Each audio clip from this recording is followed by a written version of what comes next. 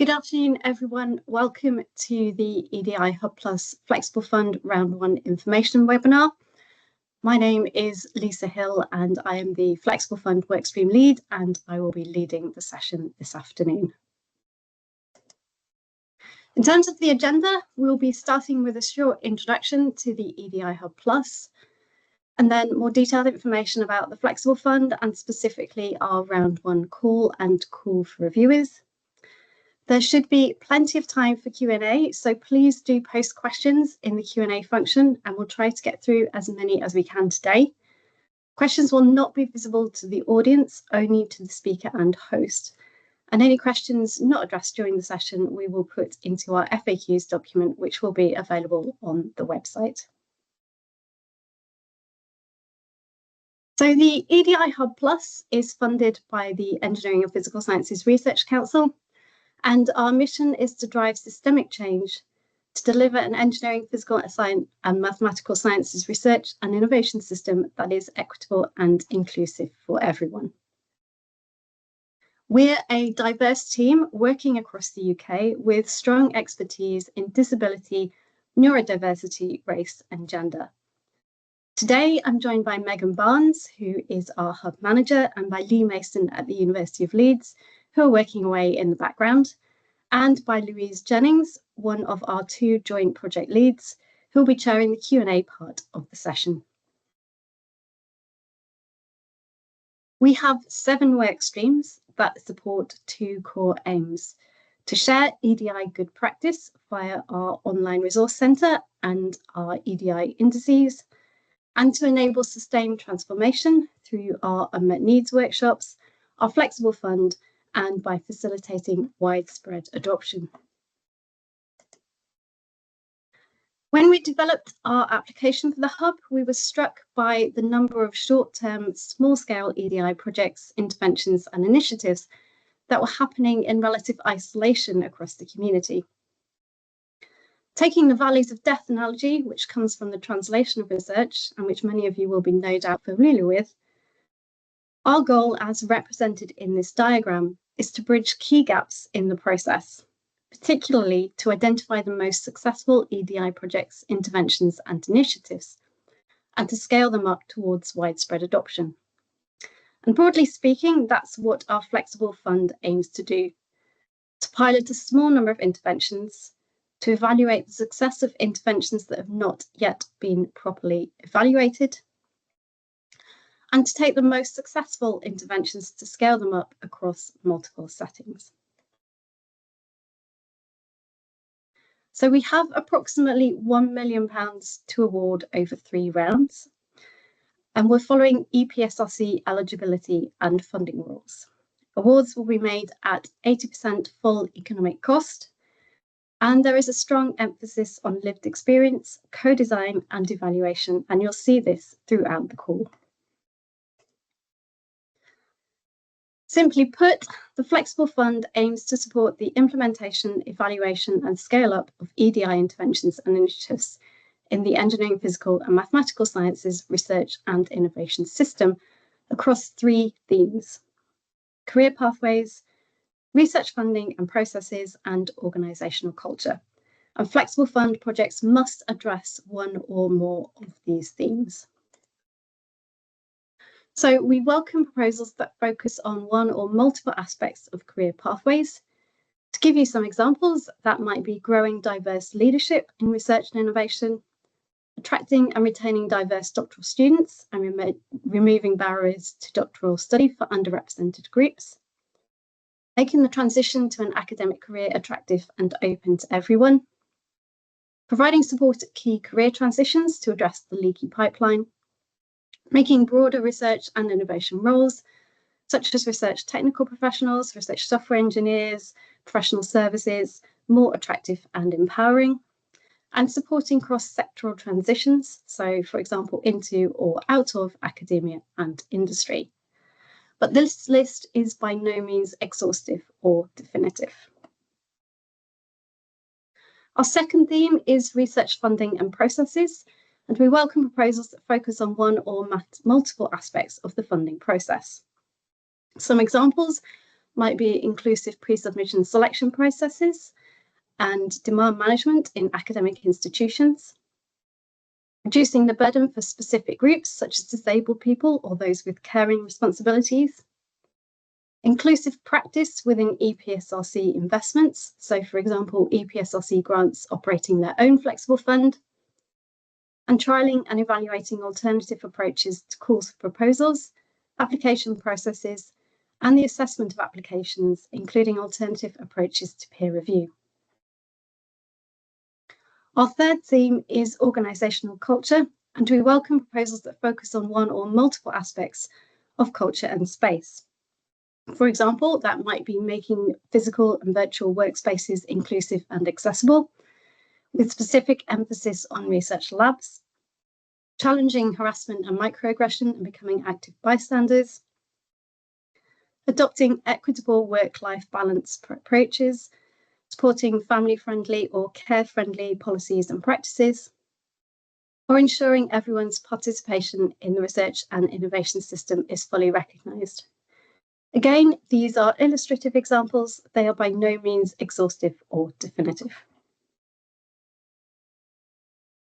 The Flexible Fund will support 3 different types of project: pilot projects, evaluation projects, and scale-up projects.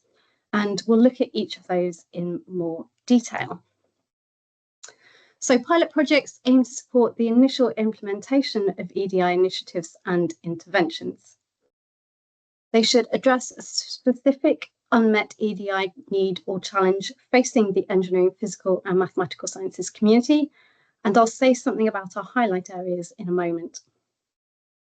Funding should be used to test and refine the approach to addressing that need or tackling that challenge, and applicants must provide an evaluation plan setting out how they're going to collect, collate, and curate evidence to evaluate success. Up to £50,000 per project is available at 80% full economic cost for a duration of up to 12 months, and we expect to fund a maximum of 2 pilot projects per round. While you can apply for a pilot project to address any unmet need, in this first round, we've highlighted 2 areas on which we particularly welcome proposals. The first is anticipating rather than reacting to the needs of neurodivergent or disabled students or staff. And the second is precarity in engineering, physical, and mathematical sciences research and innovation careers. As I say, these are our highlight areas, but we welcome proposals that seek to address any evidenced unmet need or challenge.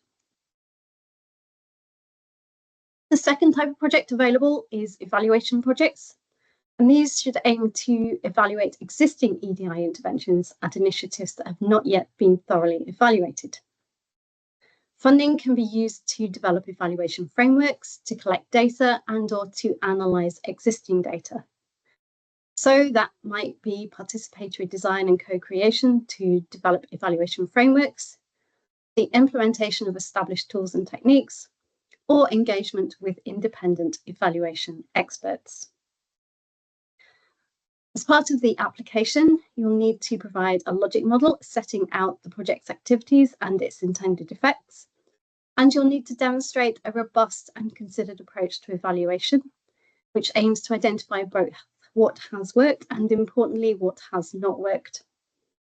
Up to £30,000 is available per project at 80% full economic cost for a duration of up to 12 months, and we expect to fund a maximum of 3 evaluation projects per round. Finally, we have scale-up projects, which aim to scale up existing EDI interventions and initiatives that have proved effective in one or more settings, such as a discipline, an institution, doctoral training ward, or a research project. The first step in this process will be to scale up your activities across multiple settings. When needed, we will provide advice and partnership building support, and you can contact us at edihubplus@leeds.ac.uk. Scale-up projects will need to address one or more specific EDI challenges or needs facing the engineering, physical, and mathematical sciences community. And as an applicant, you'll need to provide evaluation evidence to demonstrate the success of your intervention or initiative. a comprehensive plan to explain how you're going to scale up your activities, and a logic model and robust evaluation plan, setting out how you're going to collect, collate, and curate evidence to evaluate success, again, including what has and has not worked. Up to £80,000 is available per project at 80% full economic cost for up to 12 months, and we expect to fund a maximum of 3 scale-up projects per round. We also have a separate access fund, which can be used to support reasonable adjustments or accessibility support. Further information on how to apply will be made available to successful projects when they are awarded. So who can apply? Well, we're following EPSRC's standard organisational eligibility rules. So to be a lead, you must be based in a UK research organisation. In addition to EPSRC's standard eligibility rules for individuals, we've widened the eligibility for project leads and project co-leads to support different career paths within the research and innovation community. So to lead a project or to co-lead a project, you must have the skills, knowledge and experience required. This means that you do not need to be an academic employee or to have a specific qualification such as a PhD. So we welcome people in professional enabling roles, grant managers and research technical specialists as project leads and project co-leads. We've also adopted a flexible leadership model that allows for up to 2 project leads, with the idea that allowing more than one project lead enables the leadership to be shared as a job share. And just to say that you do not need to be in an existing job share arrangement to apply on this basis. To give you an overall sense of the timeline, we made our pre-announcement on the 2nd of April. Our call is officially live today, with application forms now available to download from the website. Throughout April and May, we are seeking people to join our opportunity review panel, and I'll say a little bit more about that in a moment.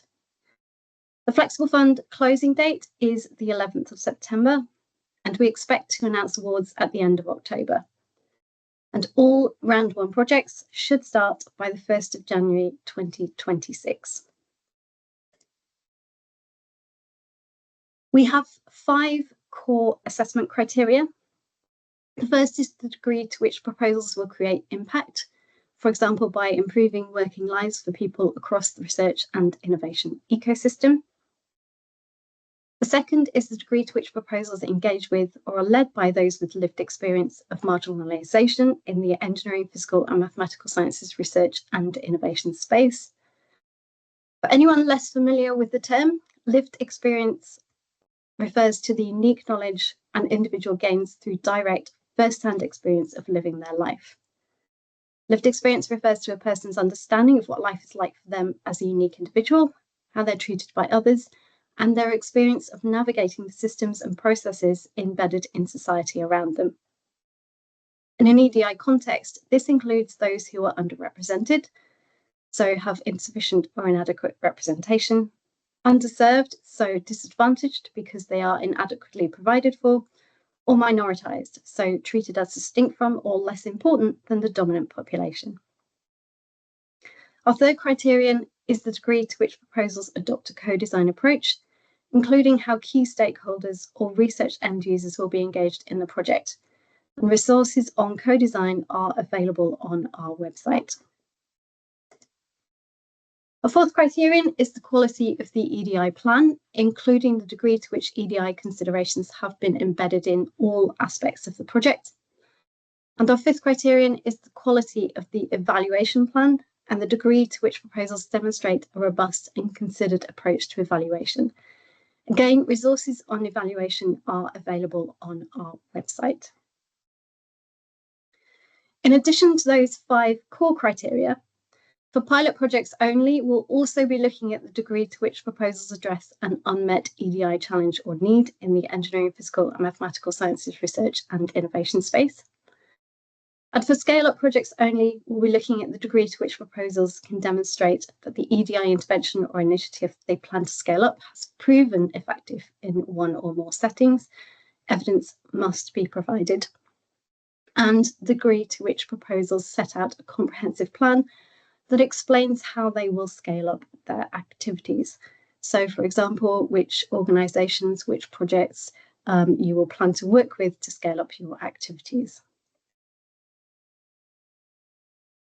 To apply, you will need to submit a completed application form via email by 4 p.m. on the 11th of September to edihubplus@leeds.ac.uk with the subject line Flexible Fund Application Submission.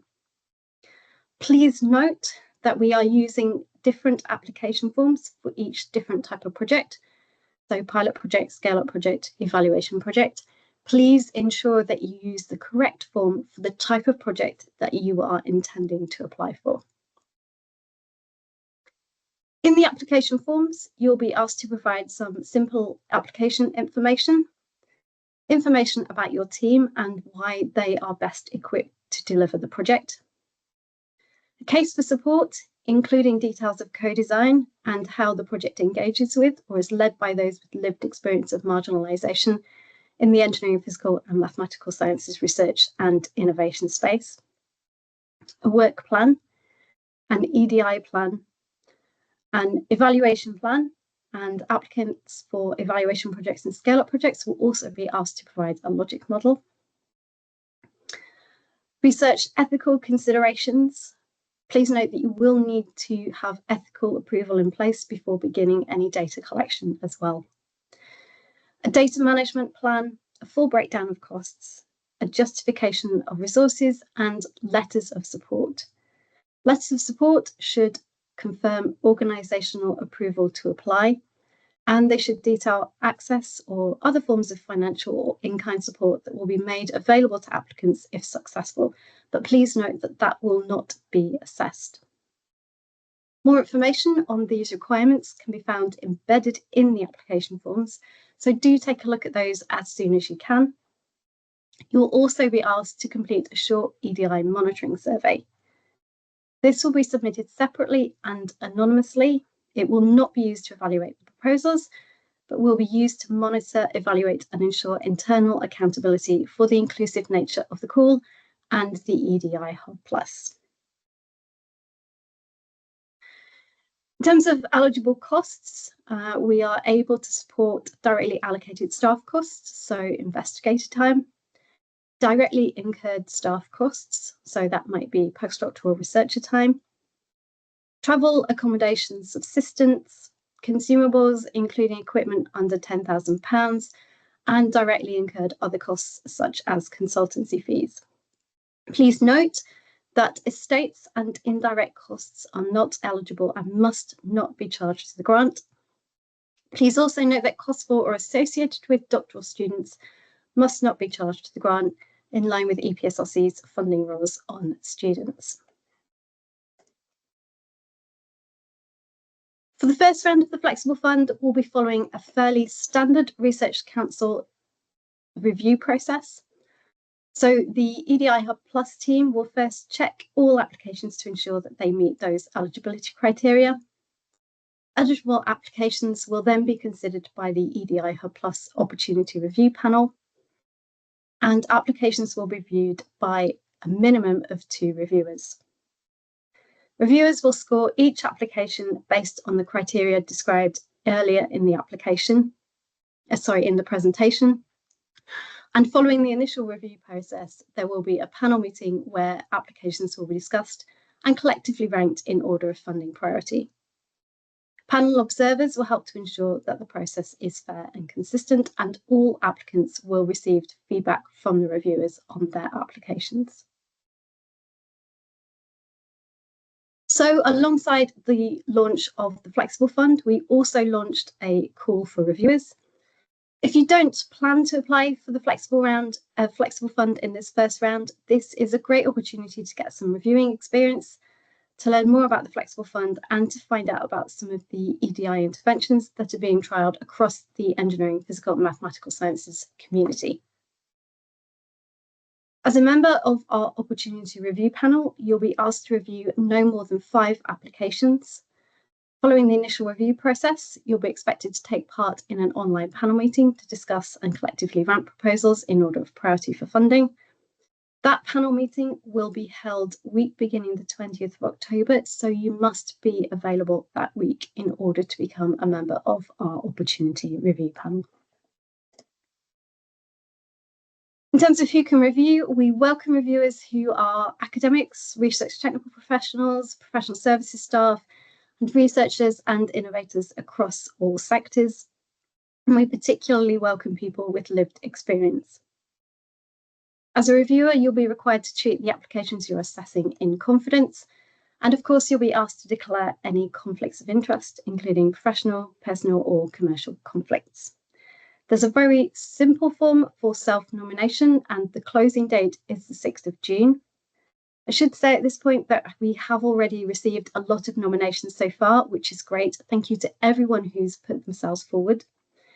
Ideally, we'd like a mix of more and less experienced reviewers. So if there are experienced reviewers out there who would like to support us, please do fill in the form. If you would like to keep up to date with Hub activities, please do join our mailing list. The QR code is there on the slide, and do consider following us on LinkedIn. I'll leave that there for a couple of seconds if anyone wants to scan the QR code.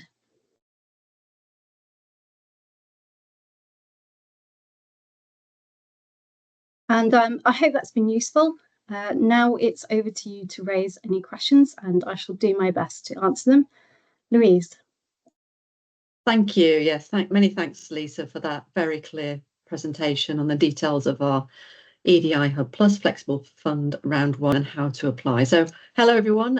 I'm Louise Jennings, and I'm the joint lead of the EDI Hub Plus along with Vanya Dimitrova. And I'm chairing this section of the webinar, which is the question and answer session. So if you haven't done so already, please do use the Q&A function to ask Lisa questions.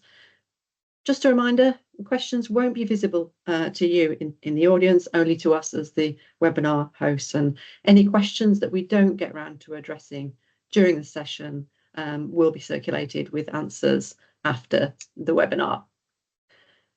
So we do have a few questions already that have come in, and quite a few of those around who can apply. So this is the first question. Can someone apply if they're no longer attached to a university? Okay, that's a great question. Thank you. So unfortunately, you can't apply as an individual. In line with EPSRC funding rules, you need to apply from a UKRI recognised researching organisation.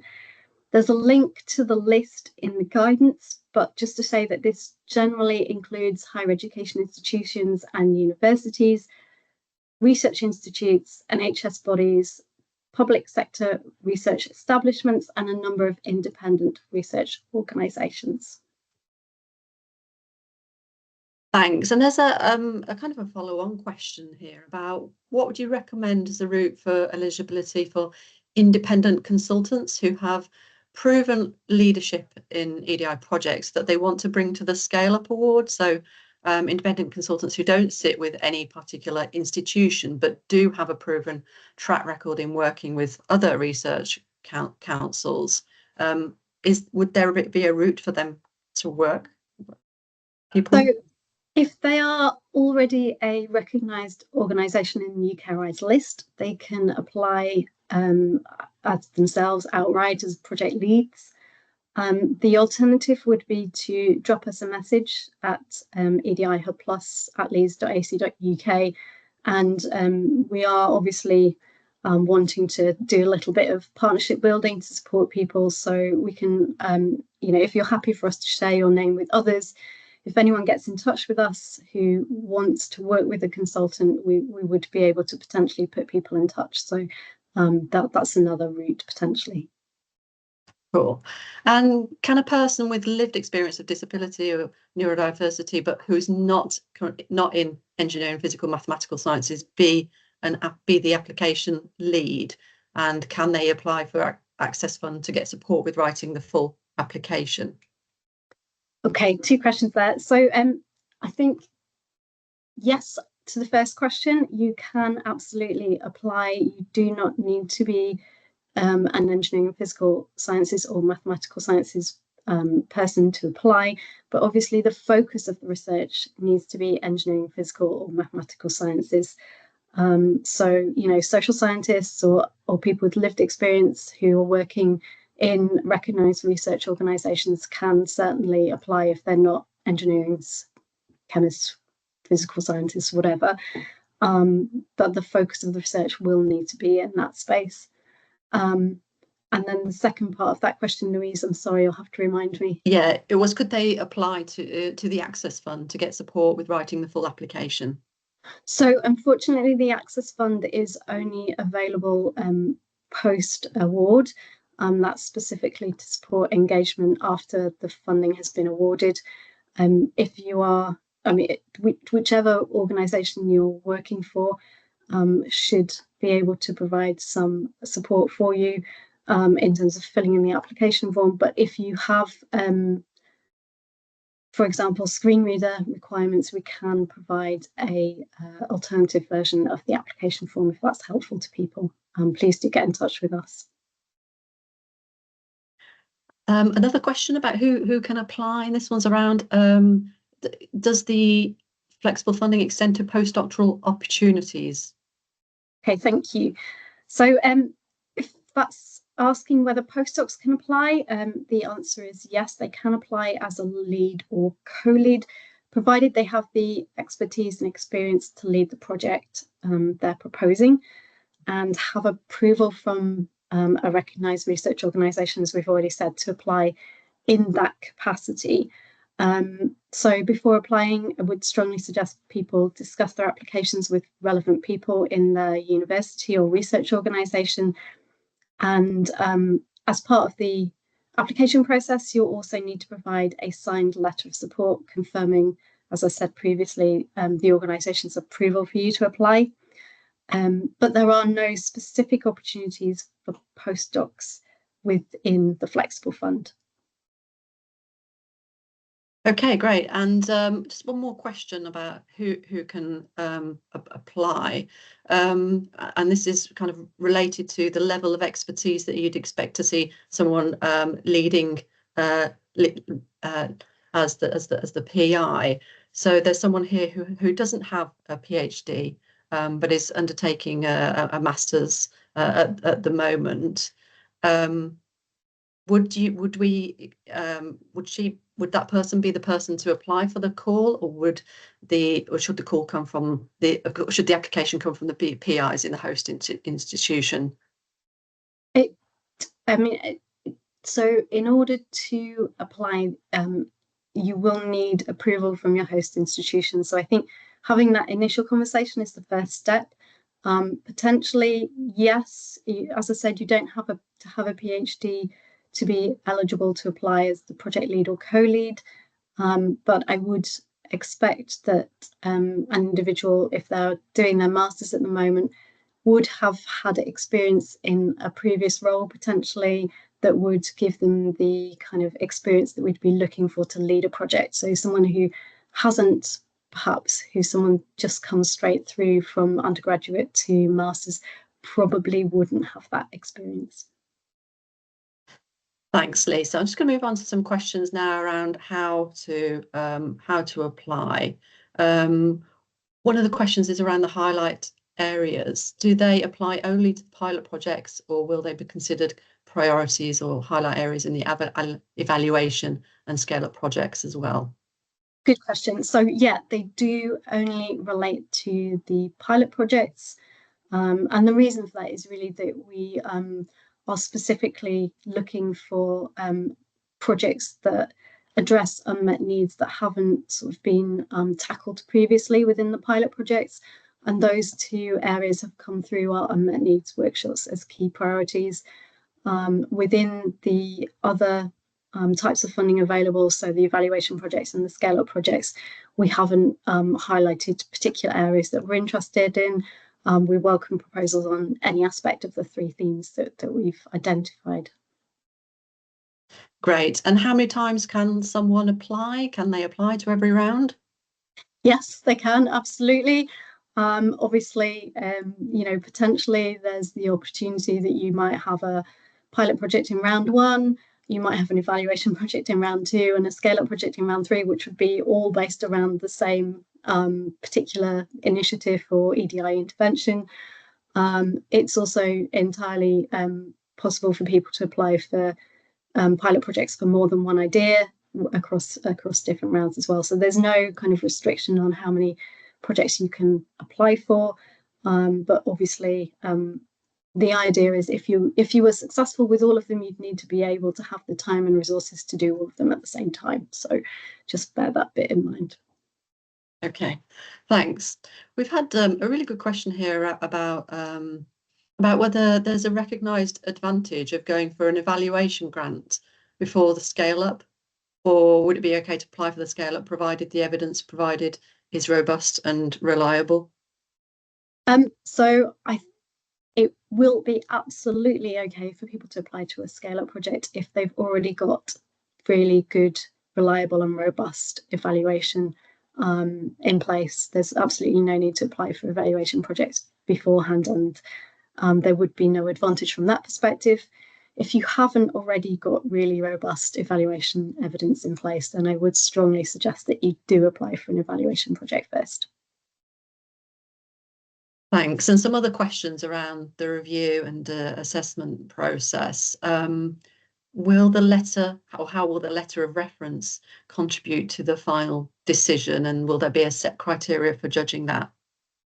So our peer reviewers won't be looking specifically at the letter of support.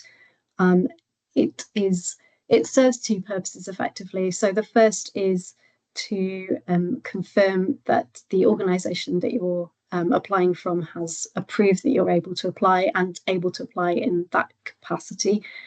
And the second really is to detail any additional resources that might be made available from your host organisation, which we would need to have confirmation of before the project could be approved. But the panel, the reviewers, will not be specifically looking at the letters of support, and they won't be part of the evaluation criteria. Thanks. And how EPSRC focused would applications to this opportunity need to be? Okay, I think that's a good question. I think we've already had a few questions on that previously coming through our mailbox. So as I mentioned at the start, the aim is to support EDI in engineering, physical and mathematical sciences. So the focus of projects does need to be strongly within EPSRC remit. For clarity, that includes chemistry, engineering, information communication technology or computer science, materials, mathematical sciences and physics. Thanks. And what's the success rate in the past?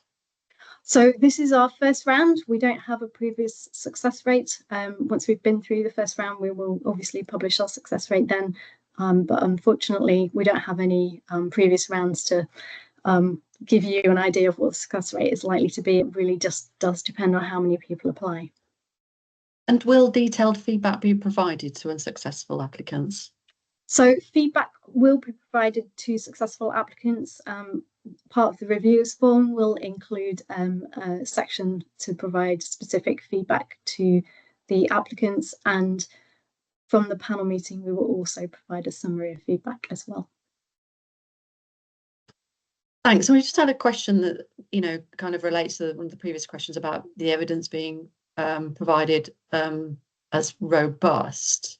How can someone assess if their evidence is robust enough? I think you mentioned that there are some tools online.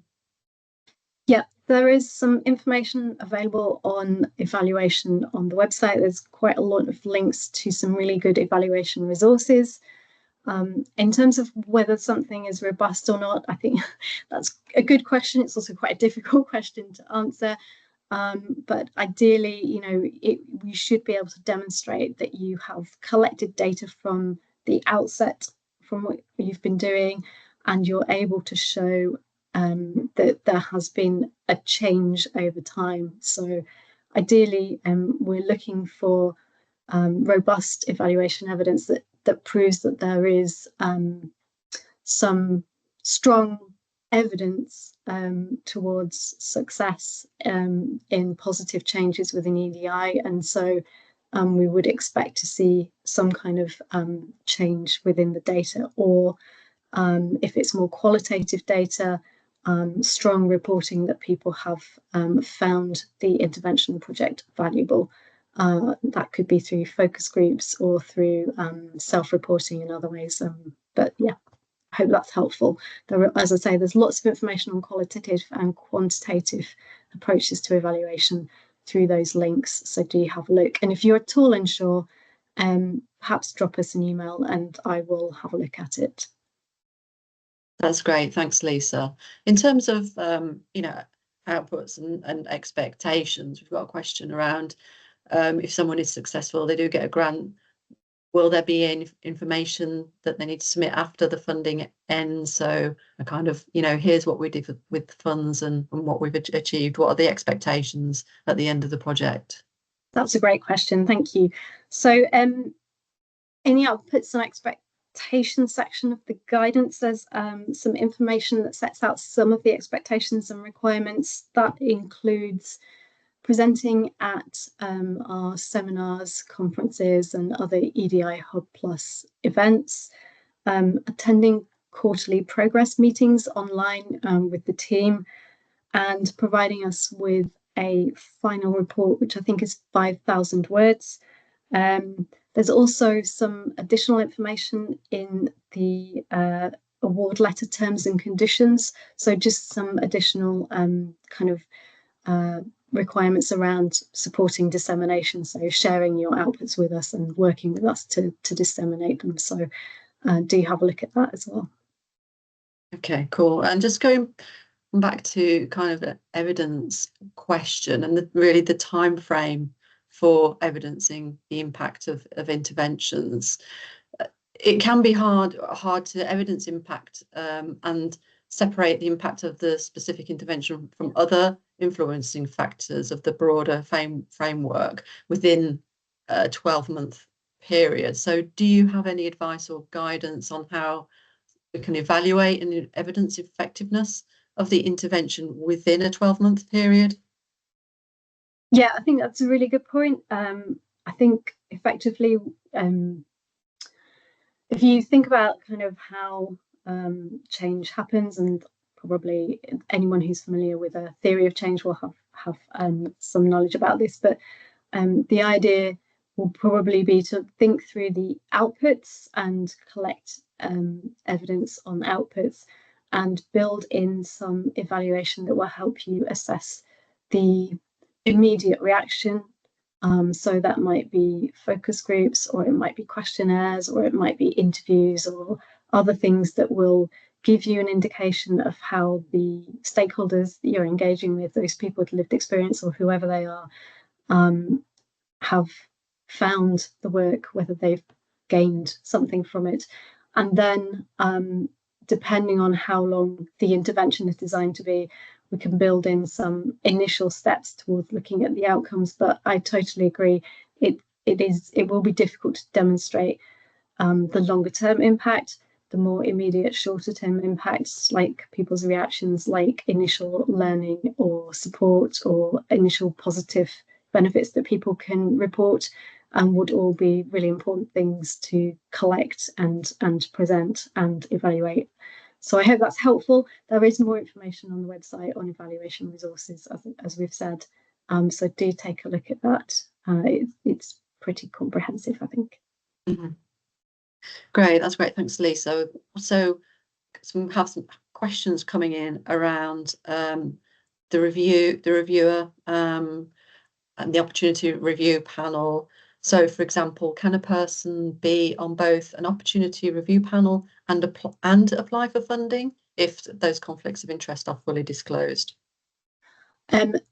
No, we wouldn't expect someone to be on the opportunity review panel and to have an application under consideration in the same round.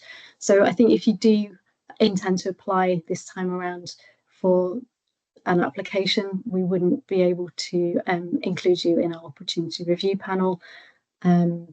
just in terms of conflicts of interest, that would be counted as a conflict of interest. And can someone serve as a reviewer if they are currently based at a non-UK institution but have experience at and connections to UK institutions?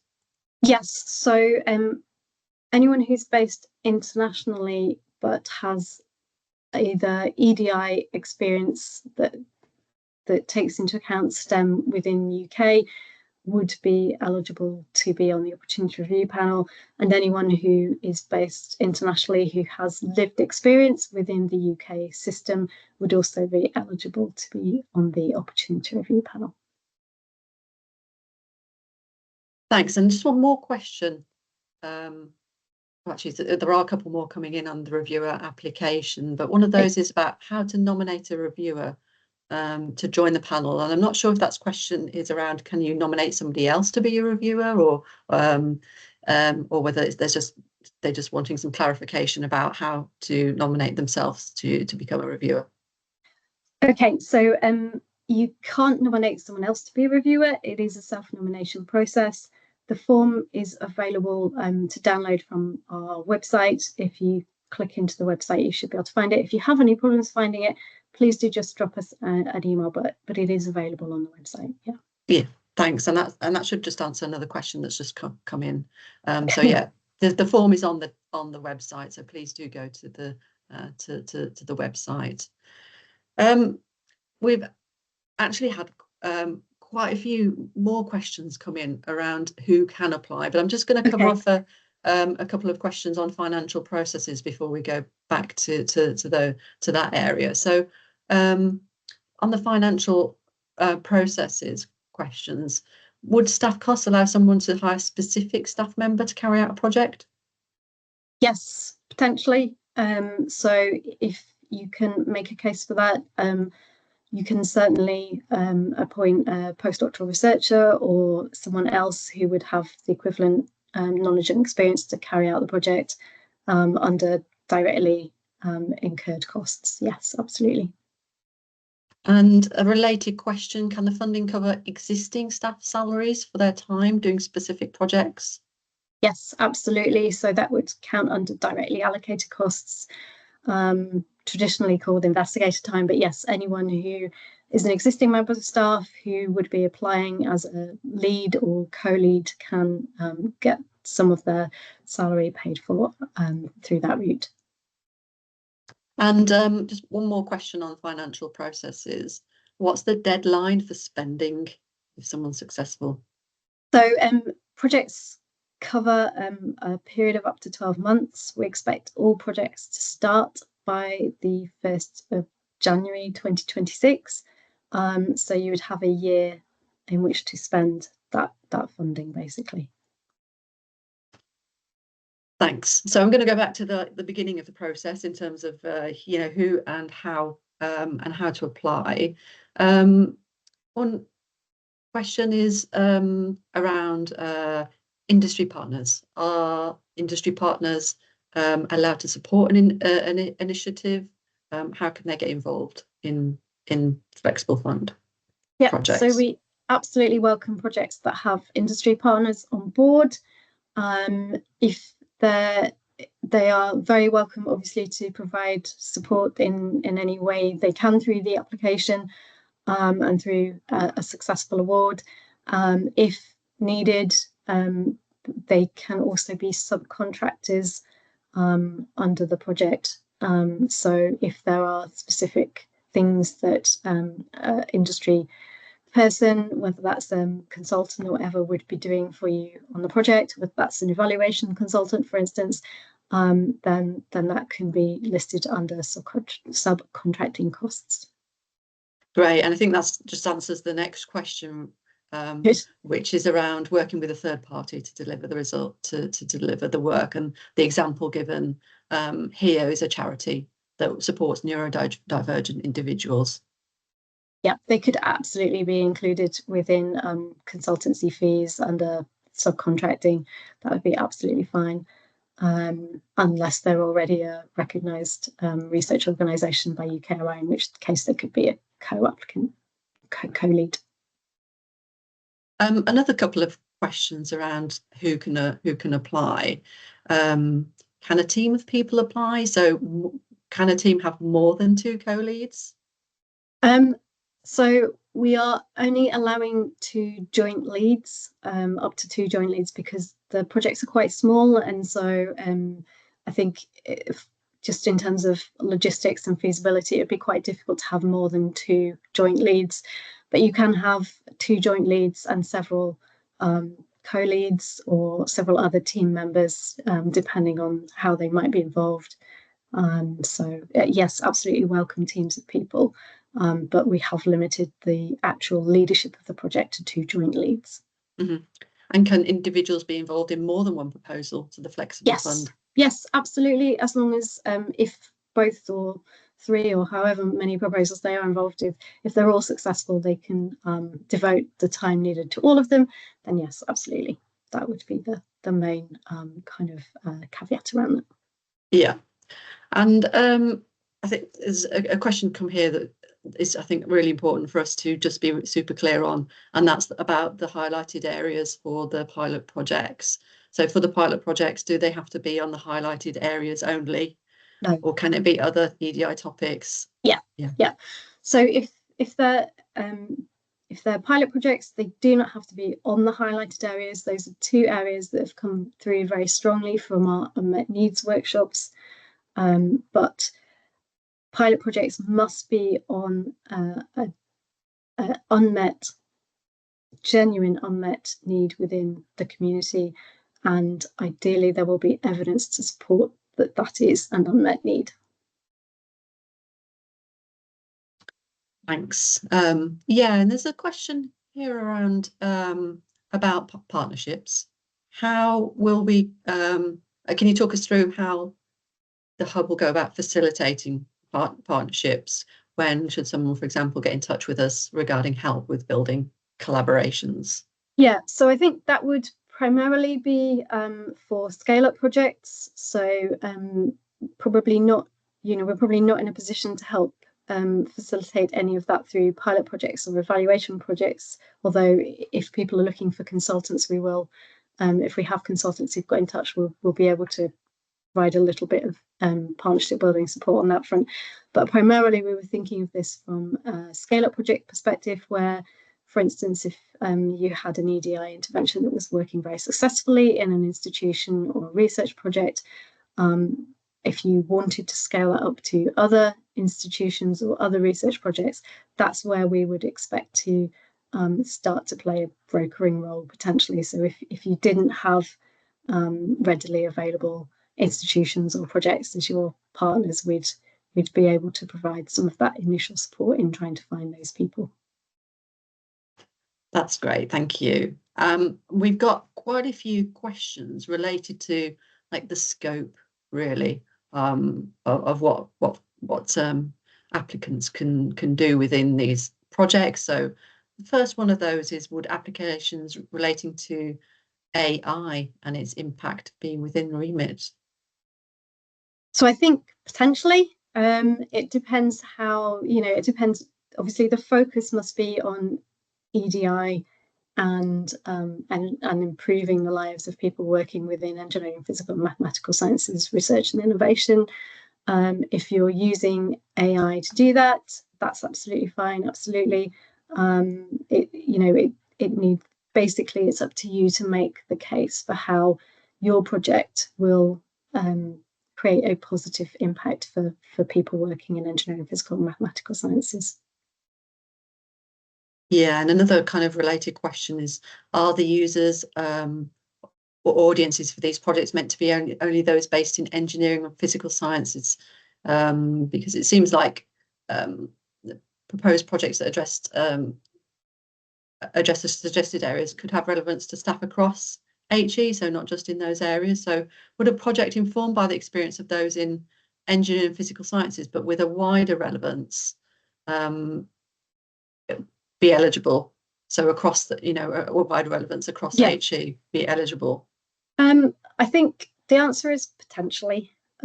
So obviously we are funded by EPSRC. and EPSRC will be expecting us to fund projects that focus on improving the working lives of people in engineering, physical, mathematical sciences and research and innovation. I think, yes, I'm sure that there are some projects that would benefit people in other disciplines as well. I think as a general rule, we'd expect at least 50% of the project to be engineering, physical, mathematical sciences based. Again, it's up to applicants to make the case for what they want to do, and that will be judged alongside other applications that we've received. And obviously the potential impact on engineering, physical sciences and mathematics is one of the kind of key criterion. So if there are other projects that look like they might have a stronger impact in those areas, they might be scored more highly. I hope that's helpful. Thanks. And do projects need to be specifically research related, or can they also be aimed at learning and teaching? So not learning and teaching, no, it is specifically research and innovation. So specifically the EPSRC end of what we do within higher education. Yeah, that's great. Thanks for clarifying, making that super clear.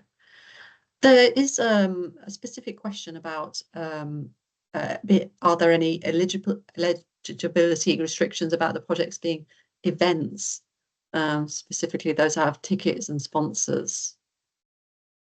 So I don't think so.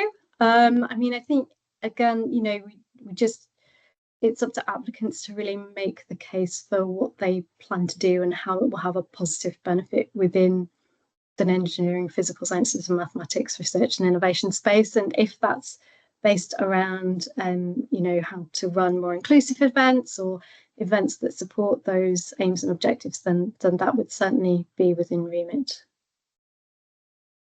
And any restrictions around receiving other funding for the same project?